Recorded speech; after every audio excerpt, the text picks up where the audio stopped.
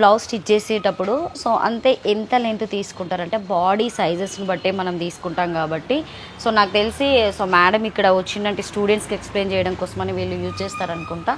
So అంటే body మెజర్మెంట్లు ఎలా ఉంటాయి, సో షోల్డర్స్ మ్యాక్సిమం ఎలా తీసుకుంటారు. సో కొంతమంది షోల్డర్స్ పెద్దగా ఉంటుంది 15/12 తీసుకుంటారు, కొంతమంది సో 16/12 14/12 ఉంటుంది, కొంతమందికి ఏమో 9/12 ఉంటుంది, కొంతమందికి సో ఈ బాడీ స్ట్రక్చర్లో ఉన్నటువంటి వాటికి 2/12 అని సంథింగ్ సో నాకు ఇదంతా క్లియర్గా తెలియదు, మళ్ళీ మేడం అడిగి తెలుసుకున్నా. సో ఎంట్రన్స్లో రాగానే మొత్తానికి అయితే చాలా మిషన్స్ అయితే ఉన్నాయి. బట్ స్టూడెంట్స్ అయితే దాదాపుగా నాకు తెలిసి క్లాసెస్ వైజ్గా వస్తూ ఉంటారనుకుంటా.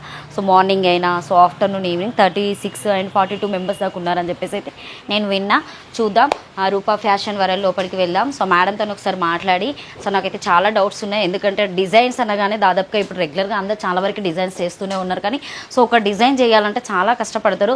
సో ఎంట్రన్స్లోనైతే నాకు రాగానే ఇది చాలా అట్రాక్టివ్గా కనిపించింది. చూడండి సో సూపర్గా ఉంది.